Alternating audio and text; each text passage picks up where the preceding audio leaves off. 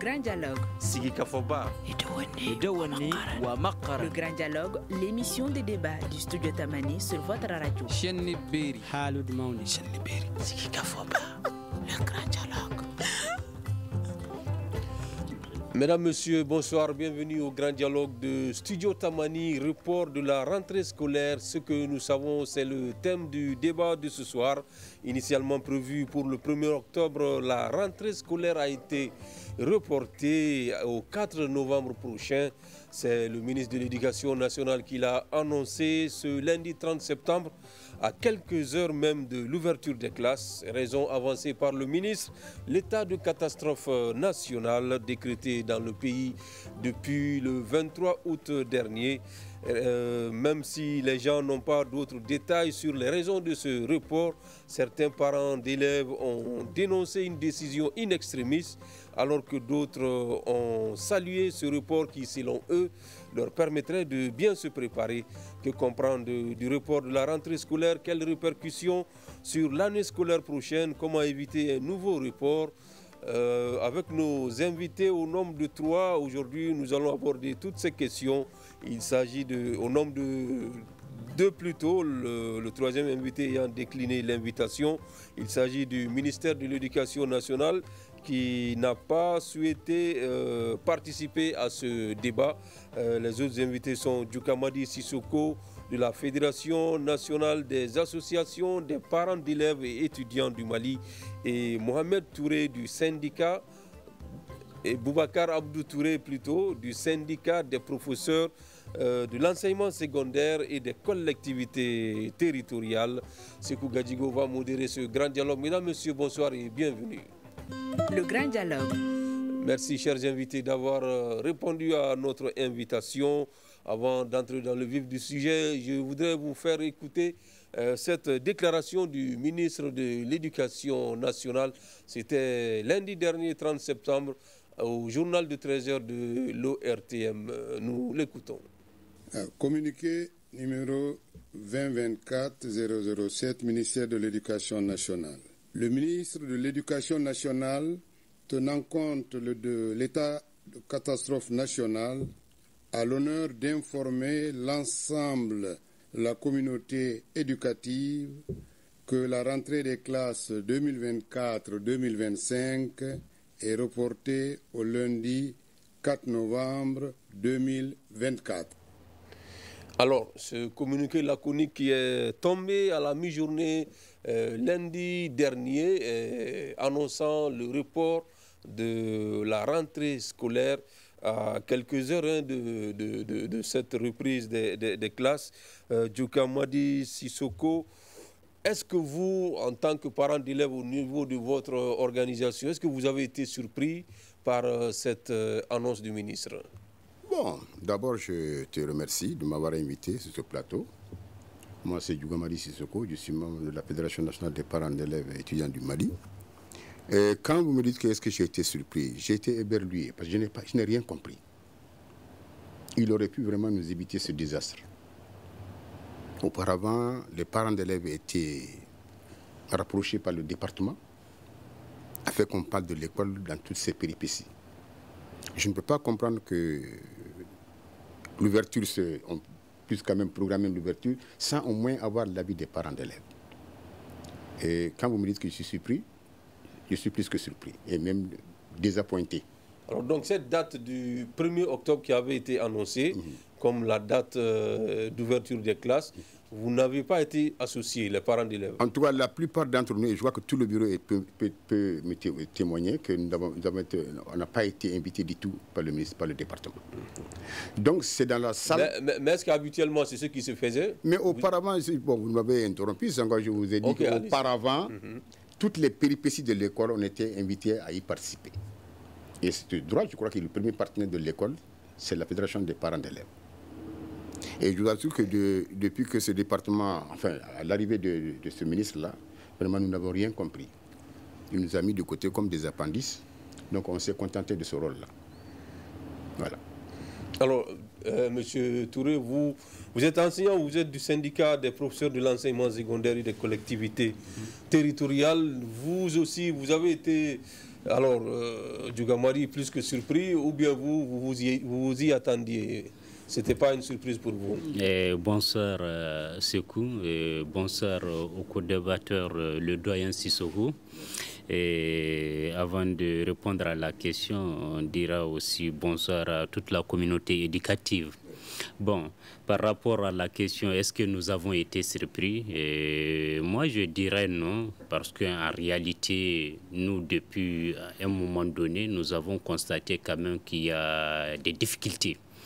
Et sur ce même plateau, nous avons quand même tenu à démontrer que bon, les difficultés, tant qu'on n'arrive pas à avoir une solution avant la date indiquée, la rentrée serait très difficile.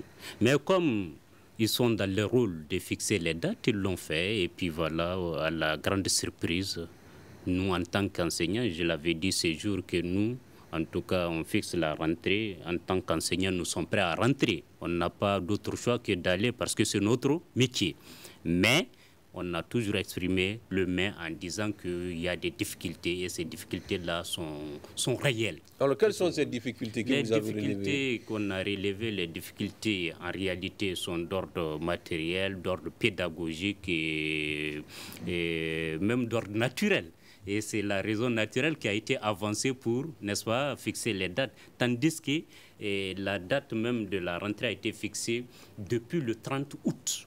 Est-ce vrai? Pendant ce temps, l'état de catastrophe naturelle évoqué était déjà déclaré avant le 30 août. Mais en dépit de tout, on a fixé la date du 2. Et si aujourd'hui c'est à la veille, le 30 septembre qu'on vient nous évoquer cette raison, nous dirons qu'en réalité, il y a eu mal donne. Qu'est-ce qui n'a pas marché et qu'est-ce qui a fait que c'est au 30 septembre qu'on va reconnaître l'état de catastrophe naturelle qui a été déclaré depuis le début du mois d'août. Pendant ce temps, le 30 août, déjà, la décision est sortie qui fixe la rentrée tout jusqu'à la fin de l'année. Donc là, quelque part, qu'est-ce qui n'a pas marché? Donc pour vous, l'état de catastrophe nationale avancé comme l'argument ne tient pas, selon vous? Ce n'est pas la principale raison du report? Non, je ne crois pas. Parce qu'en réalité, si la raison là était juste présentée le 30, là, on peut dire que réellement, bon voilà, c'est fait aujourd'hui. Mais là, ça a été décrété bien avant, 1 mois, voire 2 mois avant la rentrée. Et la raison de catastrophe naturelle était là. La décision le décret a été signé et puis voilà. Mais depuis je crois entre le 24 août, si j'ai bonne mémoire, et là déjà le 30 août, on fixe la rentrée. Et là, maintenant, c'est au 30 septembre qu'on vient déclarer, n'est-ce pas, la raison du report pour des raisons de catastrophe naturelle. Donc là, quelque part, il y a quand même mal donne. Qu'est-ce qui n'a pas marché? Et réellement, les raisons, moi, je ne pense pas que c'est la seule raison. D'accord. Alors, nous avons tenté d'avoir un représentant du ministère de l'Éducation sur ce plateau, mais en tout cas, toutes nos invitations ont été déclinées par le département. Djougamari Sissoko, selon M. Touré, il y avait d'autres difficultés. S'il ne s'agissait pas seulement de l'état de catastrophe nationale qui constituait la seule difficulté, mais il y avait d'autres difficultés. Est-ce que vous, en tant que parent d'élèves, vous aviez connaissance de ces difficultés? Est-ce que c'est des difficultés qui sont de nature à pouvoir, en tout cas, reporter une rentrée scolaire? Bon, en fait, nous, depuis très longtemps, on pressentait que vraiment ça n'allait pas marcher. Parce que même quand les privés voulaient commencer, voulaient ouvrir leur département, leur établissement en dehors même des ordres de l'État, nous on leur a dit que non, c'est pas normal. Parce que l'État est maître d'œuvre et maître d'art de cette histoire-là. Donc, maître d'ouvrage et maître d'œuvre. Donc, maintenant, comment les privés peuvent aller ouvrir? Et en deçà de tout ça, il ne nous a jamais appelés pour nous faire part de ce qui se passe. Sans quoi, vraiment, on lui aurait dit que bon, vraiment, ce cas de catastrophe naturelle-là, c'est venu vraiment, je ne sais pas, de ce dérèglement climatique. Mais en fait, c'est un constat qu'il fallait faire. Mais ça fait longtemps que des écoles sont fermées, même à l'intérieur du Mali. Alors, nous allons faire 2 poids, 2 mesures pour nos enfants. Nous allons être complices de la partition de la session entre nos enfants. Ce n'est pas normal. S'ils nous avaient invités au départ, on aurait dit qu'attention, il y a telle chose qu'il faut vraiment éviter. C'est vrai que les syndicats ont boudé à un moment donné. Ils ont boudé parce qu'ils l'ont signalé. Ils ne sont même pas venus à la rencontre que nous avons eue la semaine dernière, parce qu'on lui a dit que vraiment on voulait le rencontrer. On l'a rencontré, on lui a fait part de notre désaveu pour cette histoire-là. Et c'est ce jour-là même qu'ils ont reporté au Sénédier jusqu'au 4 novembre, je crois. Alors, je crois qu'il a eu le courage quand même de le reconnaître et de prendre toutes ses excuses, et nous l'avons accepté. Mais est-ce que vous pensez que c'était pas une bonne décision de reporter la rentrée? Vraiment, c'était pas très sage. Pourquoi? Parce que il y a beaucoup de sinistrés qui sont déjà logés au niveau des écoles, des institutions scolaires. Vous pensiez qu'on pouvait reprendre les cours avec ces sinistrés dans les écoles? Il fallait donner un peu de temps à ces sinistrés-là pour que le temps soit au moins clément un peu, pour qu'on puisse trouver des solutions pour les caser. Mais en fait, le nombre est tellement important qu'on ne peut pas de but en blanc comme ça venir dire qu'on peut les loger. C'est pas possible, c'est pas possible. Il fallait faire maintenant un petit...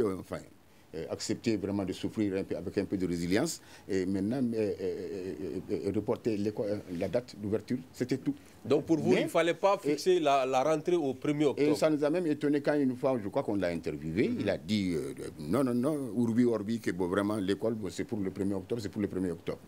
Alors nous sommes contentés dans nos chaumières, on est resté en train de regarder. Et on a compris maintenant que vraiment, il n'était pas dans de bonnes conditions. Alors nous sommes venus à lui pour lui faire part de nos désagréments.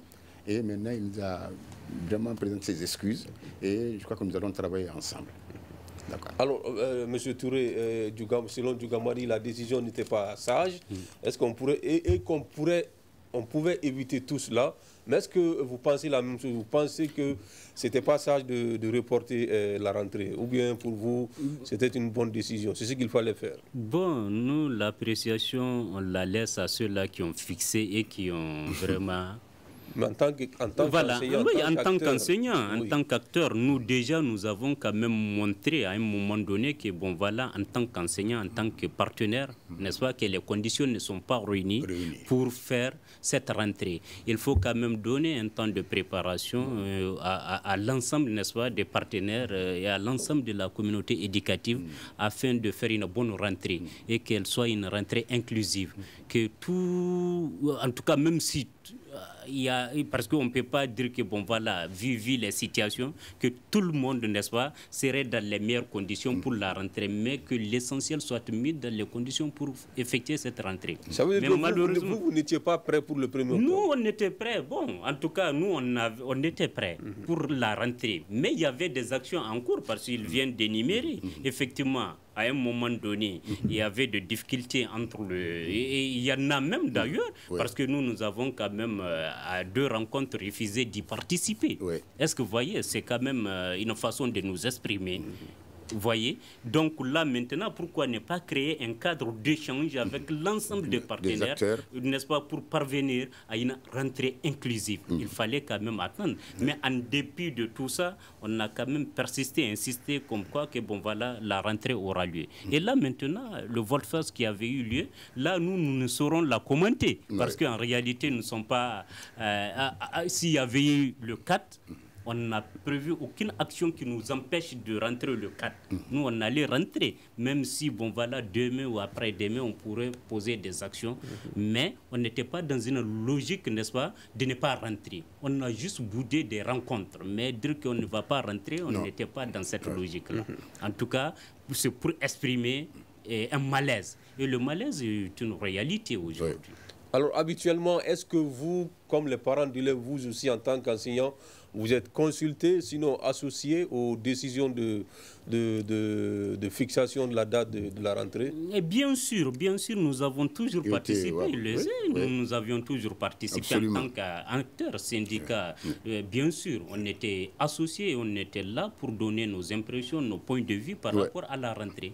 Mais cette fois-ci, vu les situations, vu le climat qui prévaut entre nous, en réalité, parce qu'il y a... Ça, c'est quel climat? Entre vous et le département? Pas aussi vraiment favorable. Même s'il n'est pas délétère.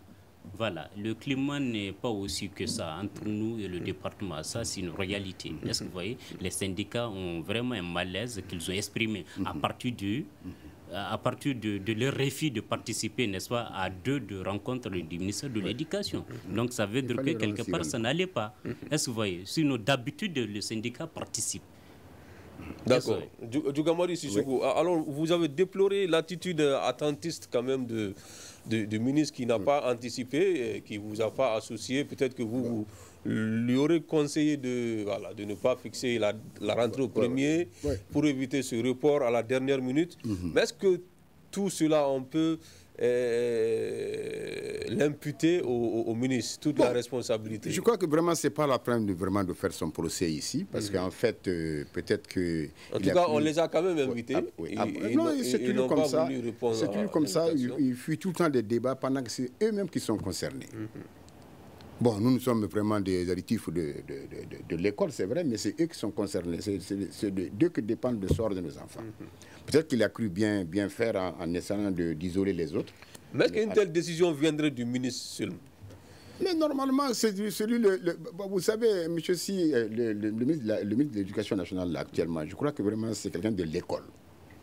Si tu es vraiment un véritable acteur de l'école, c'est vraiment un élément de l'école. C'est pour ça que nous étions contents et vraiment, on était vraiment à l'aise à sa venue. Mais malheureusement, je crois qu'il s'est limité dans un rôle Ils sont venus pour une mission, c'est ce que souvent on nous dit. Alors nous, les acteurs de l'école, nous sommes mis de côté. Et je crois que vraiment, ce n'est pas la peine de lui faire le procès, comme je le dis. Nous devons maintenant l'aider à ce que vraiment on puisse réussir. Et moi, je félicite les enseignants parce que je savais qu'il y avait des problèmes au niveau des enseignants. Vous savez, même au niveau de l'école catholique, il y a des problèmes. Ces problèmes-là sont restés pendants et ils sont latents encore. Donc maintenant, qu'est-ce qu'il faut faire maintenant? Il faut discuter de tout ça. Et même les enseignants, je sais comment ils ont des griefs. Il fallait en parler. Il faut qu'on en parle pour qu'on puisse vraiment avoir une année propre comme celle de l'année dernière. On va en parler, les autres défis qui sont là. Est-ce que c'est des défis qu'on peut relever d'ici le 4 novembre? Mais moi, je voulais savoir, est-ce que vous, en tant que parent, vous êtes sûr que toutes les écoles ont respecté cette décision-là? Est-ce que certaines n'ont pas repris le premier? Non, je sais que, bon, à ma connaissance quand même, je sais qu'il n'y en a pas qui ont repris.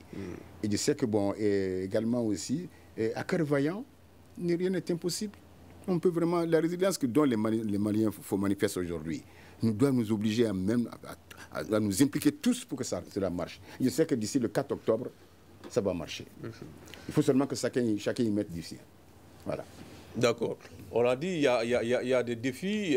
Déjà, certaines écoles sont occupées par des sinistrés et l'hivernage n'est toujours pas à son terme. Il y aura d'autres pluies. Peut-être qu'on ne le souhaite pas. Il va y avoir de fortes pluies encore et d'autres cas d'inondation. Je touche du bois.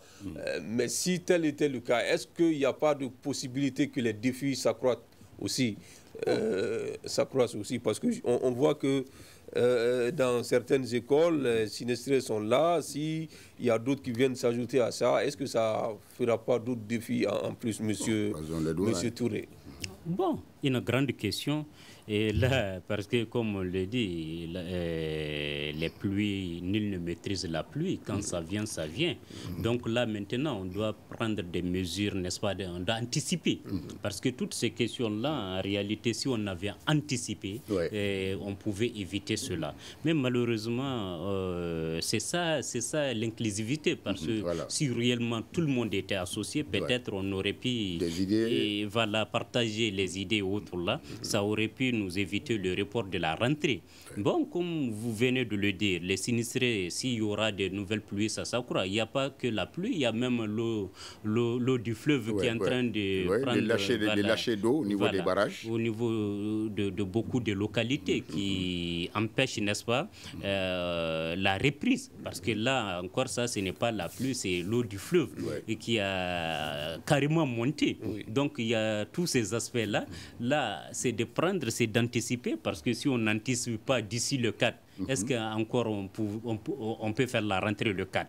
Parce que là, des mesures, je pense que doivent être prises avant le 4 pour nous épargner de ces situations-là et amener les sinistrés là à être recasés. Parce que ce qui est sûr, c'est des citoyens maliens qui sont dans ces conditions-là. Donc, ça doit interpeller l'ensemble des Maliens. Oui. Parce qu'en tout cas, c'est nos parents, c'est nos frères, c'est nos sœurs, c'est nos enfants qui sont dans ces conditions-là. Donc, ça fait mal au cœur et que personne n'est à l'aise avec la situation de ces gens-là qui vivent dans des conditions vraiment qui ne sont pas à hauteur de souhait. Oui. Donc là, d'ici le 4, je pense que des mesures doivent être prises afin d'éviter encore un nouveau report. Mais est-ce qu'au-delà de ce défi qui est lié à l'état de catastrophe nationale, est-ce qu'il y a d'autres difficultés, il y a d'autres questions qu'il faut régler préalablement avant le 4 novembre, en tout cas vous concernant vous les enseignants,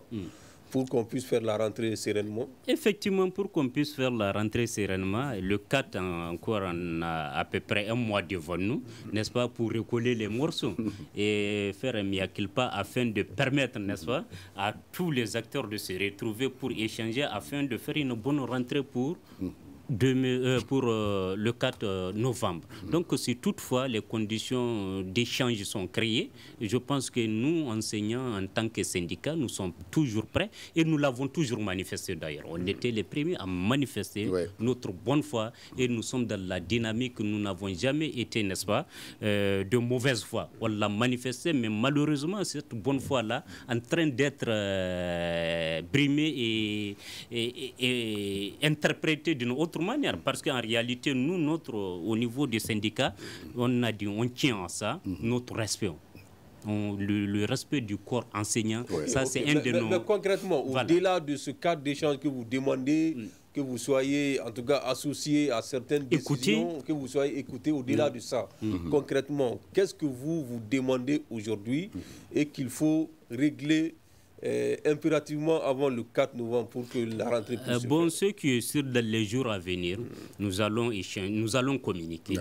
Dans les jours à venir, ça ne saurait tarder. Nous allons communiquer et j'espère que vous ne serez pas en marge, n'est-ce pas, de cette communication-là. Vous allez entendre, n'est-ce pas, nos voix, vous allez comprendre pourquoi, on a posé telle ou telle action. Ça ne saurait tarder à venir. Donc là, je me réserve de dire pourquoi ou bien quelles raisons, parce que au moment opportun, les raisons seront évoquées et chacun sera édifié par rapport, n'est-ce pas, à la situation qui a poussé les syndicats à boycotter la rencontre préparatoire ainsi que les autres rencontres prévues. D'ailleurs, même le premier, à la veille du report même, il y avait une rencontre entre le syndicat et puis le ministère. Mais malheureusement, le syndicat n'avait pas participé encore à cette rencontre-là.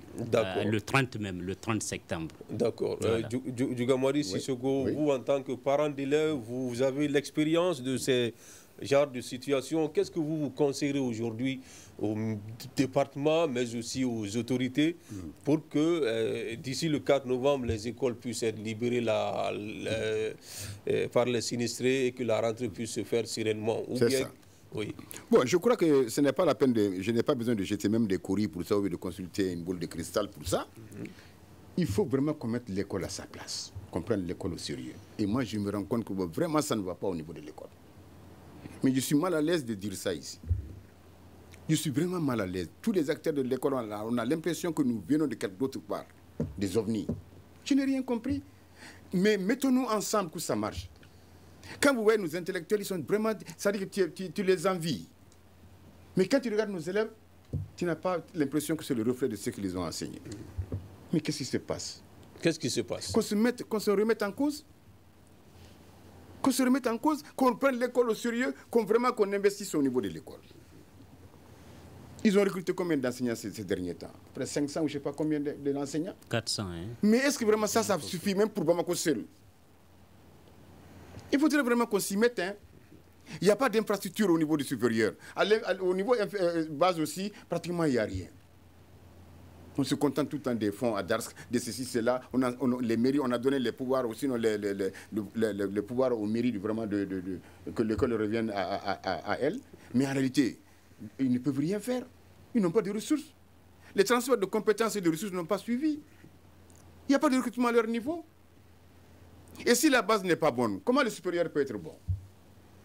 Quand vous allez aujourd'hui au niveau du supérieur, ils assistent aux leçons à partir des fenêtres. Moi, je suis vraiment gêné. C'est pour ça que je dis, vraiment, ça me fait mal d'en parler. Et je crois que je vais éviter vraiment de venir sur vos plateaux, parce qu'on va encore venir crever l'abcès, et ça n'ira pas. Quand vous allez aujourd'hui au niveau du supérieur, vous avez vraiment peur. Mais pourquoi vraiment on se retrouve... je ne sais pas, le budget alloué, est-ce qu'il est vraiment conséquent? Est-ce qu'il est vraiment bien géré? Le recrutement, les infrastructures logistiques, ça ne suit pas. On a tendance à donner l'école seulement au privé et puis aux communautés, je ne sais pas comment, aux mairies. C'est tout. C'est pour ça maintenant les privés aussi, ils font du zèle. Ils font du zèle, ils font du n'importe quoi. Or, ils enseignent au moins 75% de nos enfants. Alors, on va être des gens, des manches et tais-toi. Non, je crois que vraiment, il va falloir que l'État, il est encore temps. Le Mali a toujours brillé dans la sous-région au niveau de l'école. C'est aujourd'hui qu'on nous prend pour les t'asseoir. D'accord. Mais quel conseil pour ce cas précis, pour qu'on évite... Il faut que les mairies, au niveau, les communautés au niveau des mairies s'intéressent aux sinistrés là. Ils ne font rien en réalité pour ces sinistrés là. On vient seulement leur donner des petits cadeaux pendant en début de semaine, et puis avant même la fin de semaine, ils ont encore besoin de ça. Il faut vraiment investir là-bas. Et même prévoir ça plus tard. Prévoir des sites pour accueillir de telles cohortes d'habitants. Ce n'est pas normal que chaque fois on vienne investir l'école pour installer, pour les dégâts, faire des dégâts pires. Maintenant, ça ne va pas. Parce qu'ils se trouvent au chaud aussi là-bas par rapport à leur chaumière, par endroit. Donc moi, je pense que vraiment, il va falloir maintenant être conséquent, construire, même prévoir. Pensez-vous que cela est possible d'ici le 4 de pouvoir... Non, j'ai dit de le prévoir plus tard. Mais maintenant, il faut maintenant qu'au niveau de chaque communauté, qu'on s'intéresse à ça, maintenant qu'on essaie vraiment de déployer des moyens pour pouvoir ça. Et d'ici le 4 novembre? Mais d'ici le 4, mais ce n'est pas une date butoir où on doit nous mettre une épée de Damoclès sur la tête. Nous allons faire ce que nous pouvons faire. Maintenant, on va libérer certaines classes. Mais il y a des élèves qui ne vont même plus à l'école. Mais pardi, qu'est-ce que vous croyez? Il y a des élèves qui ne vont même pas à l'école actuellement. Tout ça, c'est des phénomènes qu'il faudra revoir. Mettons-nous ensemble. Nous sommes résilients. Et on veut supporter notre transition là. D'accord. Voilà. D'accord. Monsieur Touré, est-ce que ce report-là risque de perturber, sinon de prolonger l'année scolaire prochaine? Quelles pourraient être ces répercussions sur l'année scolaire? Oui, ça aura bien sûr une répercussion parce que le moment où les dates ont été fixées, c'est avec les dates de composition, premier trimestre, deuxième trimestre, jusqu'à la fin des vacances. Tout était défini clairement. Mais aujourd'hui, avec ces reports, forcément, ça aura une répercussion. Donc, ça veut dire quoi? Qu'on va rentrer encore, n'est-ce pas, dans de nouvelles dates. Est-ce que vous voyez? Donc, du coup, parce que l'année scolaire, c'est 9 mois. Les 9 mois, pour les atteindre, il faut forcément aller maintenant au-delà de juin. Est-ce que vous voyez? Donc, ça aura bel et bien des répercussions sur les dates des examens, sur tout ce qui était prévu. Et ça crée quand même un chamboulement dans le programme. Donc là, maintenant, le souhait que, bon, voilà, le 4 là, ne soit pas encore repoussé. C'est quand même notre souhait et que vraiment les enfants, que les professeurs, que tout le monde reprenne le chemin de l'école. Et là, on l'a dit, hein, nous en tant qu'acteurs, nous étions déboussolés parce qu'en réalité, il y en a beaucoup qui ont quitté d'autres endroits pour se joindre, n'est-ce pas, pour joindre leur poste. Et là, maintenant, arriver et puis à la dernière minute, leur dire que la rentrée n'y est pas, c'est vraiment une situation qui démotive.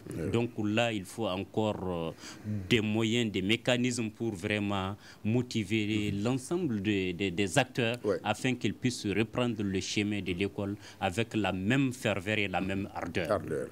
Alors, comment faire en sorte que ce chamboulement dont vous venez de parler, qui risque d'avoir lieu à cause de ce report-là, comment faire en sorte que ce chamboulement n'impacte pas le déroulement normal du programme scolaire? Est-ce que aujourd'hui vous souhaiteriez que le ministère vous associe à la fixation des nouvelles dates et puis à la réorganisation des choses?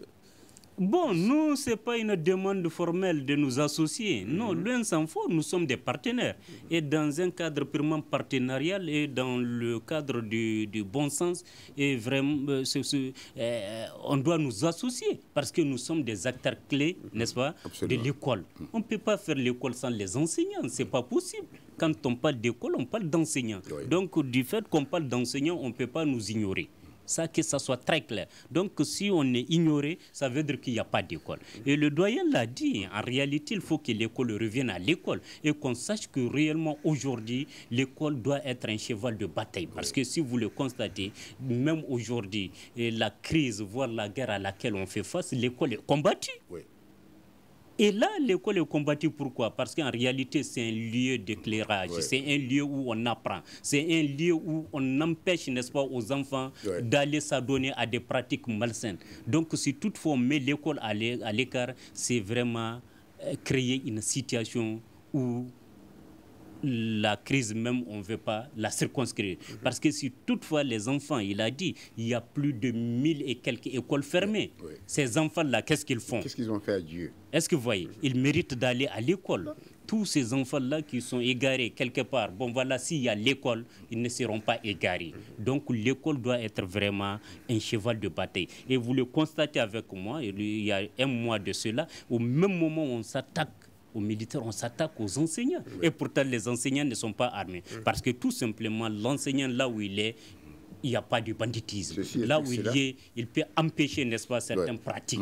Donc, du coup, on ne veut même pas voir les enseignants. Donc, tout ça, quand on met tout ça ensemble, ça veut dire qu'on ne doit pas nous ignorer. Nous sommes des acteurs clés dans la marche de la République.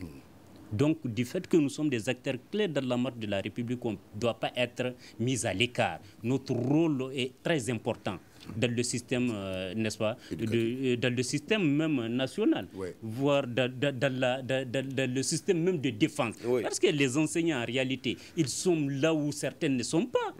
Est-ce que vous voyez? Ils peuvent être des relais dans beaucoup de situations, et ils le sont d'ailleurs. Donc, ces gens, on ne peut pas les ignorer. On ne doit pas, n'est-ce pas, les mettre à l'écart. Ils jouent les rôles déjà, ils continueront à jouer les rôles. Et nous l'avons démontré et nous sommes dans la logique. Donc, le fait que, je l'ai dit, je le répète, nous étions de bonne foi. Et nous sommes de bonne foi. Et notre bonne foi ne doit pas être utilisée, n'est-ce pas, comme faiblesse ou bien autre chose. Mais malheureusement, c'est ça qu'on constate. Qu'ailleurs, on a l'impression de ne pas nous respecter. Et là, nous demandons qu'on soit respecté et qu'on soit considéré. D'accord, cela est bien compris. Le département n'est pas là. On ne pourrait pas savoir qu'est-ce qu'il prévoit de faire en termes de réorganisation des choses pour pouvoir, en tout cas, faire, c'est pas... pour pouvoir réussir cette rentrée, mais aussi pouvoir, en tout cas, dérouler tout le programme qui est prévu. Mais vous, en tant qu'enseignant, vous pouvez quand même proposer, faire des propositions, des solutions pour que l'année ne soit pas rallongée encore jusqu'au mois de juillet, où on risquerait d'avoir des pluies encore. Qu'est-ce qu'il faudrait faire? Comment s'y prendre? Bon, en tout cas, ce qui est sur une année scolaire, c'est 9 mois. Et là, maintenant, on va rentrer, Inch'Allah, si Dieu le veut, le 4, n'est-ce pas? Que les conditions à travers, n'est-ce pas, une mobilisation générale autour de l'école. Quand cette mobilisation est faite, ensemble, on peut vraiment avoir les solutions pour éviter, n'est-ce pas, toute situation qui va nous amener, n'est-ce pas, à des mois de pluie. Par exemple, jusqu'au mois d'août et autres là, bon, si on est organisé, on est structuré, on peut vraiment faire de l'année, n'est-ce pas, une année qui va s'achever en mois de juin. Et en juin, on pourra épuiser le programme? Bien sûr. En fait, il n'y a pas de problème. De novembre à en juin, fin juin, début juillet, on peut fixer s'il n'y a pas de perturbation. Le problème, c'est quoi? C'est de faire tout pour qu'il n'y ait pas de perturbation. Est-ce que cette question-là, ce n'est pas adressé à vous-même? Voilà, bon, nous ne sommes pas des perturbateurs. Les enseignants aussi, avec les grèves, Non, tout le monde a constaté, en tout cas ces derniers temps, que bon voilà, nous avons mis balle à terre, nous avons, oui, on a passé. Le vocable c'est valable. Voilà, et nous avons quand même créé un climat, n'est-ce pas, d'apaisement au niveau de l'école, parce que tout simplement, en tant que citoyen, je l'ai dit, des bons citoyens d'ailleurs, nous avons constaté que le pays est dans des difficultés et ce n'est pas fini. Donc, vu tout ça, là, il ne faut pas qu'on crée des difficultés autour. Parce que là, c'est de créer le cadre de communication. Quand on ne communique pas, on n'arrive pas à transcender le problème. Mais si toutefois nous communiquons, si toutefois il y a le cadre d'échange, en tant que partenaire entre nous, on peut éviter certaines situations. Mais si ce cadre n'est pas créé, réellement, ça peut créer des situations de frustration et ça peut compliquer, n'est-ce pas, l'avenir. Or, nous, notre rôle, en dehors d'être enseignants, nous sommes aussi parents d'élèves. On a nos enfants. Parmi ceux-ci, on a nos enfants qui partent à l'école. Donc, la perturbation à l'école ne nous arrange pas et nous ne sommes pas là pour perturber. Notre rôle, c'est l'apaisement et nous continuons à apaiser. Jusque-là, et la preuve, on a dit le 1er octobre, nous, on n'a pas dit qu'on ne va pas rentrer. Oui, mais ça... Mais vous avez dit ici que il se pourrait que vous, en tout cas, meniez certaines actions après la rentrée. Ça c'est après la rentrée. Ok, est-ce que vous êtes d'accord que les enseignants, vraiment, comme le dit M. Touré, si nous prenons au mot, ils ont mis balle à terre. Est-ce qu'on peut compter sur eux pour... Est-ce que cette balle-là n'est pas entre terre et ciel? Ils ne l'ont pas encore amorti, mais je pense quand même qu'ils sont... Croisons les doigts, parce que je crois qu'ils sont de bonne foi. Et espérons vraiment que ce qu'ils ont eu comme enseignement, comme exemple, du moins, comme, je ne sais pas, ils doivent pouvoir quand même reprendre comme il faut. Il suffit seulement qu'ils aient la volonté de le faire. Et maintenant, les accords passés entre nous et l'État, les enseignants et l'État, il faut que vraiment on tienne compte de ça maintenant. Peut-être qu'actuellement nous avons des problèmes fiduciaires, c'est vrai, mais je crois que vraiment, à la longue, il va falloir vraiment concentrer sur ça aussi. Ils ont des petits problèmes là-bas que moi je n'aimerais pas dire ici, mais que je pressens. Et je ne voudrais vraiment pas que ce soit vraiment l'objet de notre inspecteur plus tard. Et je sais qu'ils ont les moyens de le faire. Ils ont le moyen de le réussir parce qu'ils ont eu d'autres mentalités maintenant. Mais est-ce qu'à entendre M. Touré, vous n'avez pas l'impression, vous n'avez pas le sentiment qu'il y a en tout cas quelque chose qui couvre, qui pourrait... Mais ça, je te dis que ce n'est pas la peine de te dire tout ça. On ne consulte pas les courriers pour ça. Mais que faire aujourd'hui pour désamorcer tout ça? Il faut d'abord qu'on se parle. Qu'on essaie de voir qu'est-ce qu'on peut faire ensemble. D'abord pour la reprise de l'école, d'abord pour les enfants. Parce qu'eux aussi, ils profitent de l'état des enfants pour sortir leur doléance, c'est tout à fait normal. Mais je crois que si on se mettait ensemble et dégager vraiment des solutions idoines qu'on avait commencé depuis le dialogue social, je pense que vraiment qu'on respecte seulement le dialogue social. Le dialogue social a été très clair. Moi, j'étais au cours des dialogues sociaux avec eux, avec le syndicat et le département. Et je crois que vraiment, si on respectait le dialogue social, les mesures adoptées par le dialogue social, nous nous en sortirons également. Voilà. Ok, l'année scolaire 2024-2025 qui est annoncée pour le 4 novembre, Monsieur Touré, selon vous aujourd'hui, comment, sinon, qu'est-ce que les autorités doivent faire pour que ce soit une année vraiment paisible où les cours se dérouleront de façon sereine? Déjà, nous avons fait face à certains défis, nous faisons face à certains défis. Si nous parvenons à relever ces défis, qu'est-ce qu'il faut faire pour que l'année prochaine, voilà, vous l'avez dit, il n'y a pas de perturbations. Les perturbations ne viennent pas de vous seulement, mais nous pouvons dire que vous constituez l'ossature, puisque l'AIM n'existe plus, les élèves étudiants, je pense, on espère que les grèves vont beaucoup diminuer. Maintenant, la balle est dans le camp des enseignants maintenant.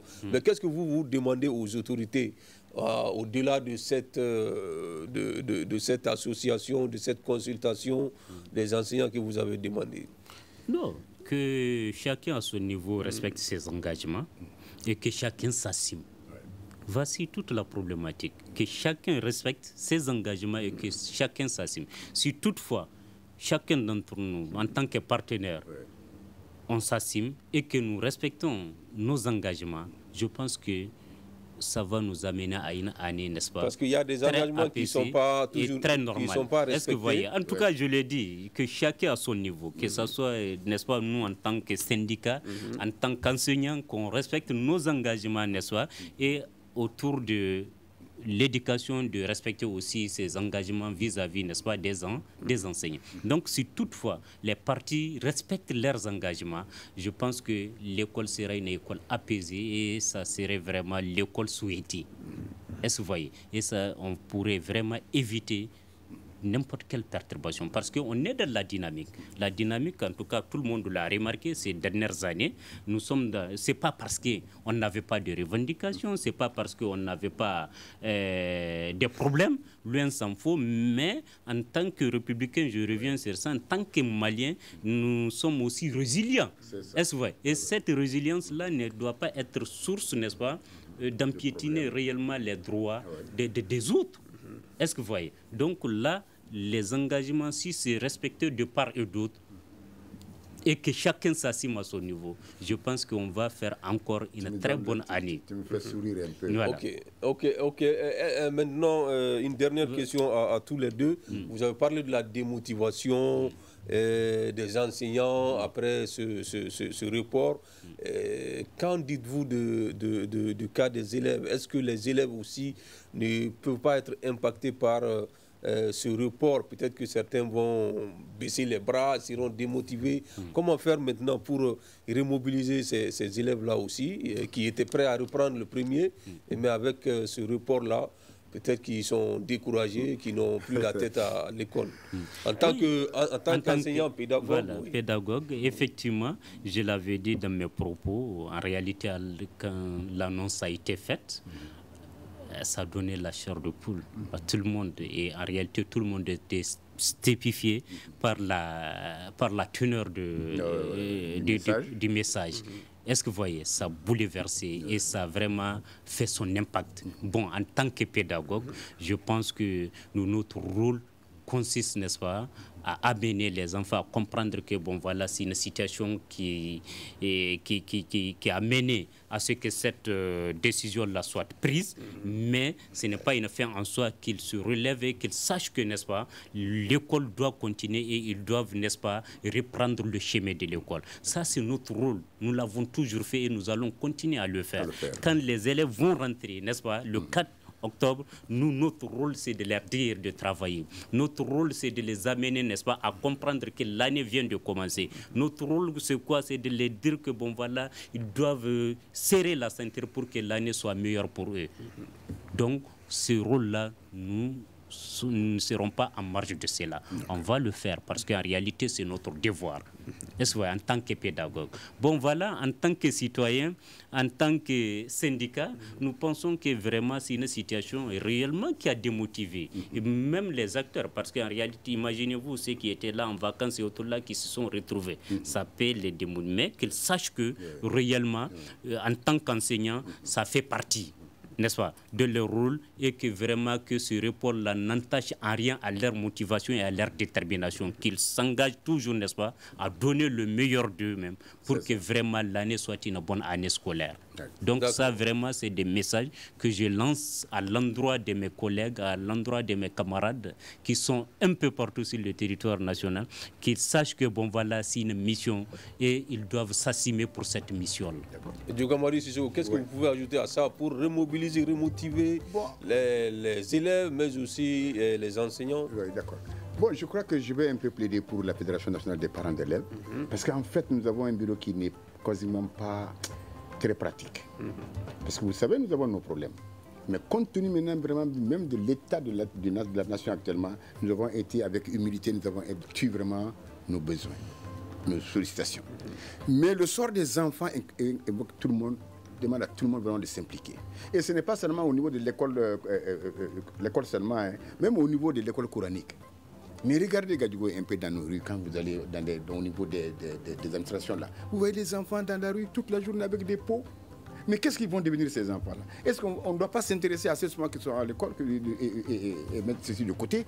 Je crois qu'on doit penser à tout. Aider la Fédération nationale des étudiants à se redynamiser. Et que chacun se sente concerné, qu'il vienne. Il ne faut pas qu'on croie qu'un bureau est là. Ce bureau-là n'a rien à voir. C'est fini ça, ce bureau-là. Il faut que les gens viennent maintenant, plutôt que de créer d'autres institutions, ça et là, qu'ils viennent aider. C'est une organisation d'utilité publique par un décret présidentiel. Concentrer à tous les enfants, je sais que vraiment, si on veut, on peut s'impliquer pour ça. Et je sais qu'ils ont la force de le faire. Nous allons seulement nous regrouper, nous retrouver, et puis maintenant faire une programmation du comportement scolaire, c'est tout. D'accord. Merci à nos deux invités, Djougamari Sissoko de la Fédération nationale des associations des parents d'élèves et étudiants et M. Boubacar Touré du syndicat des professeurs de l'enseignement secondaire et des collectivités territoriales. Nous avons essayé d'avoir le ministère de l'Éducation principal concerné aussi par ce report, cette thématique d'aujourd'hui, mais le ministère n'a pas souhaité répondre à notre invitation. On parlait aujourd'hui du report de la rentrée scolaire, la rentrée qui était prévue pour hier, 1er octobre, a été reportée au 4 novembre prochain. Une annonce faite par le ministre de l'Éducation nationale, et la raison évoquée est l'état de catastrophe nationale décrété dans le pays depuis le 23 août dernier. Merci à nos invités. Ce débat a été modéré par Sekou Gadjigo. À la régie technique, il y avait Phili Dambélé, mais aussi Gagny Kanté. Merci à toutes et à tous. On se retrouve demain pour un autre numéro du Grand Dialogue.